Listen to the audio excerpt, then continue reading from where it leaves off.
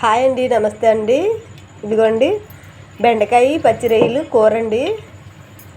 ఇలా ఒకసారి చేసి చూడండి, చాలా అంటే చాలా బాగుంటుందండి. కూర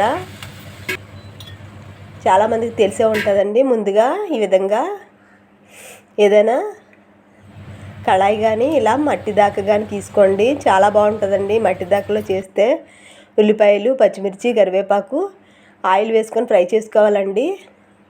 ఇలా ఉప్పు వేసి కూడా మగ్గించుకుంటే ఉల్లిపాయలు వేగంగా మగ్గిపోతాయి. మగ్గిన తర్వాత ధనియాల పొడి, జీలకర్ర పొడి, పసుపు, కారం అన్నీ వేసుకొని ఈ విధంగా అయితే ఉప్పు కారం ఉల్లిపాయల్లో పట్టేలాగా మంచిగా కలిపి మగ్గించుకోవాలండి. ఇది చూడండి, ఇలా బాగా మగ్గిన తర్వాత ఒక బాగా పండిన 3 లేదా 4 టమాటాలండి ఇవి వేసుకోండి. చిన్న చిన్న ముక్కలుగా కట్ చేసి కాస్త సాల్ట్ కలిపి వేసుకుంటే టమాటాలు మెత్తగా మగ్గిపోతాయి. ఎప్పుడు చేయలేని వాళ్ళు, తెలియని వాళ్ళు ఎవరైనా ఉంటే ఈ విధంగా చేసి చూడండి. బెండకాయ పచ్చి రొయ్యలు చాలా అంటే చాలా బాగుంటుందండి. అసలు ఆ రుచి చాలా బాగుంటుంది.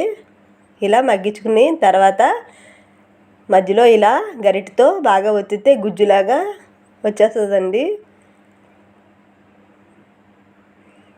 చాలా బాగుంటుందండి ఈ కూర. పచ్చి రొయ్యలు, టమాటా, బెండకాయ, అలాగే వంకాయ కూడా బాగుంటుందండి. ఇదిగోండి పచ్చి రొయ్యలు 1/2 kg అండి ఇవి. ఇలా మధ్యలో మంచిగా ఉప్పు పసుపు వేసి కడిగి తర్వాత నిమ్మరసం కూడా వేసి కడిగితే స్మెల్ అది ఉండదండి. నీట్గా క్లీన్ చేసుకొని పెట్టుకున్న పచ్చి రొయ్యలు అండి ఇవి. 1/2 kg అండి ఇవి. ఈ విధంగా వేసేసుకొని మూత పెట్టి ఉప్పు కారం పట్టేలాగా మగ్గించుకోవాలి. నేను ముందు అల్లం వెల్లుల్లి పేస్టు మర్చిపోయానండి. మరలా కాస్త ఆయిల్ వేసి ఫ్రై చేసుకొని అయితే 1 టేబుల్ స్పూన్ అల్లం వెల్లుల్లి పేస్ట్ ఈ విధంగా వేసుకున్నాను. మీరు ముందే ఉల్లిపాయలతో పాటు అల్లం వెల్లుల్లి పేస్ట్ కూడా వేసుకొని ఫ్రై చేసుకోవచ్చు. ఇదిగోండి, ఇప్పుడు లేత బెండకాయలు అండి ఇవి. 1/2 kgలో సగం అండి. మీకు కావాల్సితే 1/2 kg కూడా వేసుకోవచ్చు.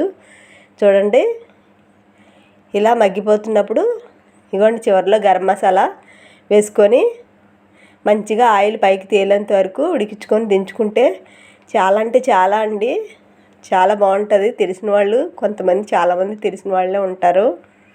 తెలియని వాళ్ళు ఎవరైనా ఈ విధంగా చేసుకోండి. నా వీడియోస్ నచ్చితే తప్పకుండా లైక్ చేయండి, షేర్ చేయండి, సబ్స్క్రైబ్ చేసుకోండి నా ఛానల్ని. బాయ్ అండి.